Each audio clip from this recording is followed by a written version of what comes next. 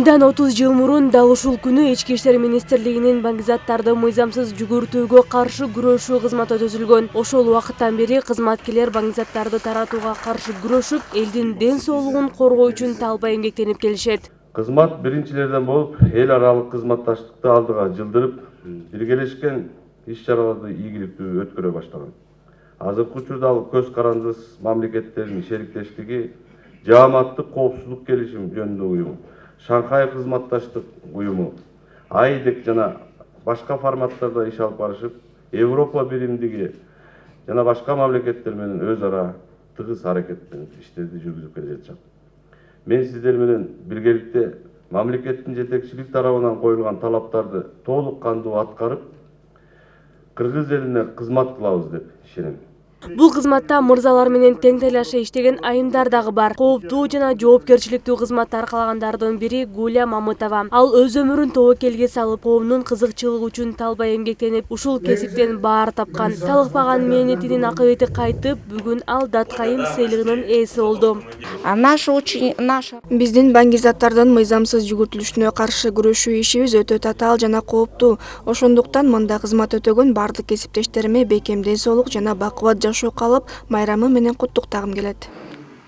Бул кызматтын түптөлүшүнө жана калыптанышына Александр Заличенконун салымы зор. Ал түзүмдүн негизделген жылынан тартып иштеп, анын өсүп өнүгүүсү үчүн өз өмүрүн арнаган, ардагер өзүрлүү эмгеги үчүн сыйлыкка татыды. По борьбе с наркобизнесом мы так и придумали название СБН, подошли к этому очень серьезно, объявили конкурс.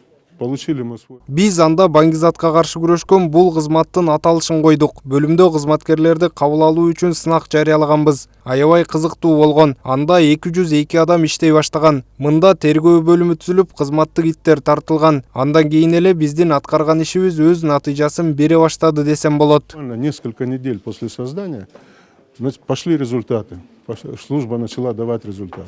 Өлкө ичинде синтетикалык баңгизат колдонуп, аны мыйзамсыз сатуу кылмыштары басымдуу кылууда. Мындай аракеттер айрыкча интернет тармактарында жүргүзүлүп, аны колдонгондордун көбү жаштар. Статистика боюнча бир жылда 10го чукул жаран баңгизат менен байланышкан кылмышка шектелип кармалат. Көп жаштар билбейт, анткени синтетика заттарды мурункулай мындай барьер сыяктуу болчу, ийне менен сайып, мындай кичине коркунучтуу болчу. Азыр болсо түшүнбөй, билбей эле, мисалы өзүлөрү баягы колдонуп, чегип, анан баягы өзүн өзү таппай калган себеби болот. Бул жылы мисалы уже 4 магазин кармалды, 10 чактыдай киши кармалды.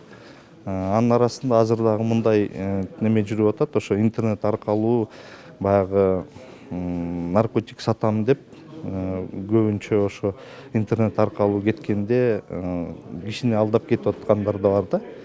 Айта кетсек, Ички иштер министрлигинин баңгизатка байланыштуу кылмыштуулукка каршы күрөшүү кызматынын ишмердүүлүгү өзгөчө маанилүү жана татаал. Ага карабастан кызматкерлер өз иштерин так аткарып, элдин тынчтыгы үчүн кызмат кылып келишет.